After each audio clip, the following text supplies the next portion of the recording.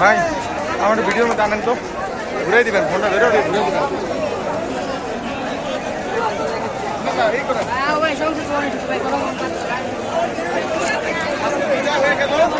বিজয়, আমাদের বিজয়, এই বিজয়টা আমার চোখের সামনে হয়েছে।